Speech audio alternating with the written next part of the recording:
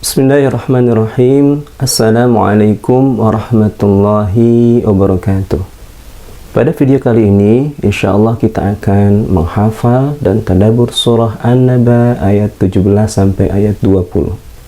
Namun sebelum menghafal, mari kita menghayati pesan ayat pada surah An-Naba ayat 17 sampai ayat 20. Pada pelajaran yang lalu, yakni surah An-Naba ayat 1 sampai 16, kita sudah mempelajari tentang bukti kuasa Allah Subhanahu wa Ta'ala menghidupkan kembali makhluk yang sudah mati, dan jawaban sekaligus kecaman atas keraguan dan keingkaran orang-orang yang mengingkari akan hari kiamat atau hari kebangkitan. Pada kesempatan kali ini, insya Allah kita akan melanjutkan penghayatan makna surah An-Naba ayat 17 sampai ayat 20 yang akan membahas tentang kepastian akan datangnya hari kiamat dan sekelumit gambaran tentang peristiwa hari kiamat. Pada ayat 17, Allah Subhanahu wa Ta'ala berfirman, "Inna yaumal fasli kana miqata." Sesungguhnya hari keputusan adalah suatu waktu yang telah ditetapkan Allah Subhanahu wa Ta'ala. Dinamakan hari keputusan, yakni yaumul fasl, karena pada hari itu Allah Subhanahu wa Ta'ala akan memberikan keputusan hukum yang terjadi di antara makhluk-makhluknya, yaitu hari penghitungan amal dan pembalasan atau hari yang memisahkan umat manusia antara yang baik dan yang buruk.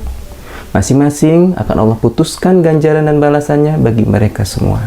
Lalu pada ayat 18 Allah Subhanahu wa Ta'ala menjelaskan yauma yunfakhu fis-suri fatatuna afwaja, yaitu hari yang pada waktu itu ditiup sangkakala lalu kamu datang berkelompok-kelompok. Pada waktu itu ditiupkan sangkakala untuk kali kedua oleh malaikat Israfil. Pada tiupan kali pertama Allah Subhanahu wa Ta'ala matikan semua makhluk yang dikehendakinya. Sedang pada tiupan kali kedua ini, yakni yang disebutkan pada ayat ini, Allah bangkitkan mereka dari kuburan-kuburan mereka dan mereka datang berkelompok-kelompok menuju padang mahsyar untuk dihisab dan diberi balasan. Ada kelompok orang-orang yang baik, yaitu ashabul yamin. Mereka adalah para penghuni surga. Ada kelompok orang-orang yang buruk, yakni ashabus shimal. Mereka adalah orang yang menerima catatan amalnya dari sebelah kiri, yakni para calon penghuni neraka. Dan ada juga kelompok orang-orang yang didekatkan di sisi Allah Subhanahu wa Ta'ala. Wa nas'alullah minhum. Mereka adalah orang-orang elit yang bersegera dalam kebaikan atau mendahului sejawat mereka yang mukmin dalam segala bidang kebaikan. Hal ini sebagaimana singgung dalam surah Al-Waqiah. Wa kuntum azwajan thalatha. Dan kalian waktu itu menjadi 3 golongan. Kemudian pada ayat 19 Allah Subhanahu wa Ta'ala berikan sekelumit gambaran tentang peristiwa hari kiamat. Allah berfirman, "Wa futihatis samaa'u fakanat abwaba." Dan dibukakanlah langit, yakni langit menjadi pecah dan terbelah. Maka terdapatlah beberapa pintu, yakni pecahan-pecahan itu bagikan beberapa pintu, sehingga langit ketika itu menjadi lemah dan rapuh. Hal itu disebabkan terjadinya goncangan pada tatanan planet akibat tiupan sangkakala, sehingga daya tarik masing-masing planet terlepas dan akhirnya saling bertubrukan, sehingga mengakibatkan hancurnya bumi serta planet-planet yang ada di alam raya ini.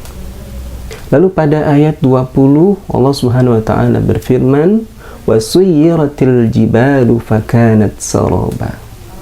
Dan dijalankanlah gunung-gunung, maka menjadi fata morganalah ia. Gunung-gunung dihancurkan sehingga menjadi debu yang bertebangan, tampak seperti gunung-gunung yang berjalan. Namun ternyata ia sudah hancur menjadi debu-debu yang bertebangan. Apa yang menyebabkan gunung-gunung tersebut hancur? Pada surah Al-Haqqah disebutkan, wa humilatil ardu wal jibalu fadukata dakkata wahida. Dan diangkatlah gunung dan bumi lalu keduanya dibenturkan sekali benturan. Itulah sekelumit tentang gambaran hari kiamat yang disebutkan dalam surah An-Naba. Semoga Allah Subhanahu wa taala mudahkan kita untuk memahami pesan-pesannya dan menjadikannya sebagai tadkirah atau pengingat bagi kita dalam setiap perbuatan kita. Allahumma amin.